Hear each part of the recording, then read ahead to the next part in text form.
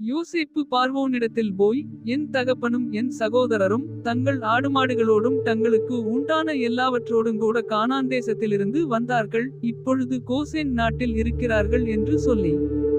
ஆதியாகமம் 47:1. தன் சகோதரரில் 5 பேரை பார்வோனுக்கு முன்பாக கொண்டு போய் நிறுத்தினான். ஆதியாகமம் 47:2. பார்வோன் அவனுடைய சகோதரரை நோக்கி, உங்கள் தொழில் என்ன என்று கேட்டான். அதற்கு அவர்கள், உமது அடியாராகிய நாங்களும் எங்கள் பிதாக்களும் மந்தை மேய்க்கிறவர்கள் என்று பார்வோனிடத்தில் சொன்னதுமன்றி. ஆதியாகமம் 47:3.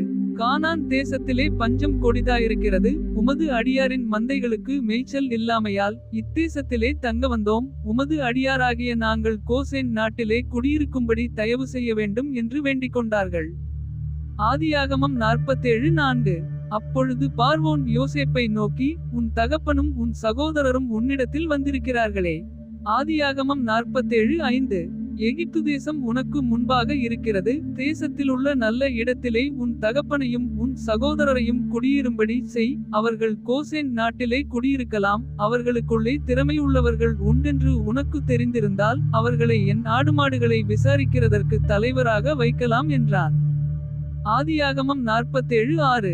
பின்பு யோசேப்பு தன் தகப்பனாகிய யாக்கோபை அழைத்து கொண்டு வந்து அவனை பார்வோனுக்கு முன்பாக நிறுத்தினான். யாக்கோபு பார்வோனை ஆசீர்வதித்தான். ஆதியாகமம் 47:7. பார்வோன் யாக்கோபை நோக்கி, உமக்கு வயது என்ன என்று கேட்டான். ஆதியாகமம் 47:8.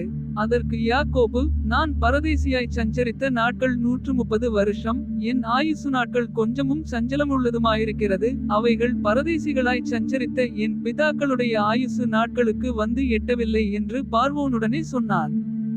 ஆதியாகமம் 47:9. பின்னும் யாக்கோபு பார்வோனை ஆசீர்வதித்து அவன் சமூகத்தினின்று புறப்பட்டு போனான். ஆதியாகமம் 47:10. பார்வோன் கட்டளையிட்டபடியே யோசேப்பு தன் தகப்பனுக்கும் தன் சகோதரருக்கும் எகிப்து தேசத்திலே நல்ல நாடாகிய ராமசேஸ் என்னும் நாட்டிலே சுதந்திரம் கொடுத்து அவர்களை குடியேற்றினான். ஆதியாகமம் 47:11. யோசேப்பு தன் தகப்பனையும் தன் சகோதரரையும் தன் தகப்பனுடைய குடும்பத்தார் அனைவரையும் அவரவர்கள் குடும்பத்திற்கு தக்கதாய் ஆகாரம் கொடுத்து ஆதரித்து வந்தான். ஆதியாகமம் 47:12. பஞ்சம் மிகவும் கொடிதாயிருந்தது. தேசமெங்கும் ஆகாரம் கிடையாமற் போயிற்று. எகிப்து தேசமும் கானான் தேசமும் பஞ்சத்தினாலே மெலிந்து போயிற்று. ஆதியாகமம் 47:13. யோசேப்பு எகிப்து தேசத்திலும் கானான் தேசத்திலும் உள்ள பணத்தை எல்லாம் தானியம் கொண்டவர்களிடத்தில் வாங்கி அதை பார்வோன் அரமனையிலே கொண்டு போய் சேர்த்தான். ஆதியாகமம் 47:14. எகிப்து தேசத்திலும் கானான் தேசத்திலும் உள்ள பணம் செலவழிந்தபோது எகிப்தியர் எல்லாரும் யோசேப்பினிடத்தில் வந்து, எங்களுக்கு ஆகாரம் தாரும், பணம் இல்லை, அதனால் நாங்கள் உமது சமூகத்தில் சாக வேண்டுமோ என்றார்கள். ஆதியாகமம் 47:15.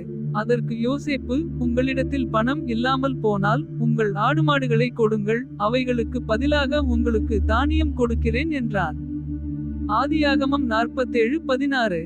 அவர்கள் தங்கள் ஆடுமாடு முதலானவைகளை யோசேப்பினிடத்தில் கொண்டு வந்தார்கள். யோசேப்பு குதிரைகளையும் ஆடுகளையும் மாடுகளையும் கழுதைகளையும் வாங்கிக் கொண்டு அந்த வருஷம் அவர்களுடைய ஆடுமாடு முதலான எல்லாவற்றிற்கும் பதிலாக அவர்களுக்கு ஆகாரம் கொடுத்து அவர்களை ஆதரித்தான். ஆதியாகமம் 47:17. அந்த வருஷம் முடிந்தபின் மறுவருஷத்திலே அவர்கள் அவனித்தில் வந்து, பணமும் செலவழிந்து போயிற்று.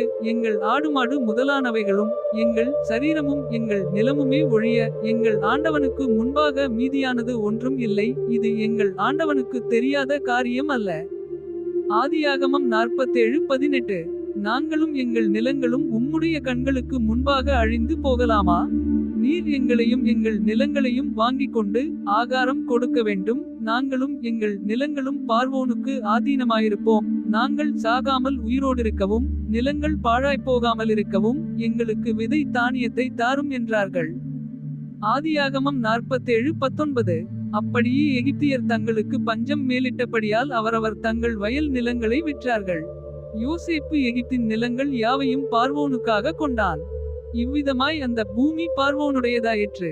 ஆதியாகமம் 47:20.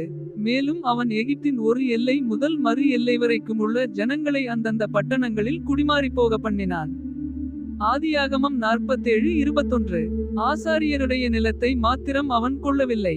அது பார்வோனாலே ஆசாரியருக்கு மானியமாக கொடுக்கப்பட்டிருந்ததினாலும் பார்வோன் அவர்களுக்கு கொடுத்த மானியத்தினாலே அவர்கள் ஜீவனம் பண்ணி வந்ததினாலும் அவர்கள் தங்கள் நிலத்தை விற்கவில்லை.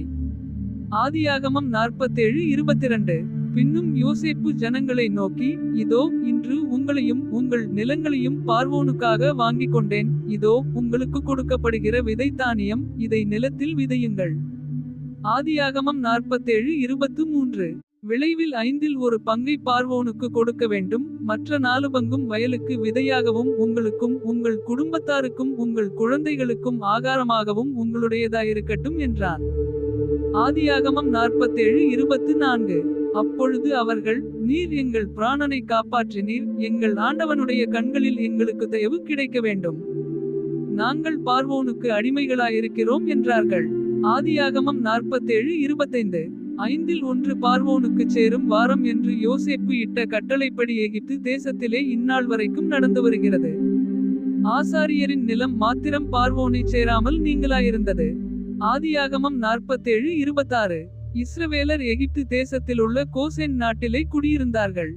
அங்கே நிலங்களை கையாட்சி செய்து மிகவும் பலுகி பெருகினார்கள். ஆதியாகமம் 47:27. யாக்கோபு எகிப்து தேசத்திலே 17 வருஷம் இருந்தான். யாக்கோபுடைய ஆயுசு நாட்கள் 147 வருஷம். ஆதியாகமம் 47:28. இஸ்ரவேல் மரணமடையும் காலம் சமீபித்தது.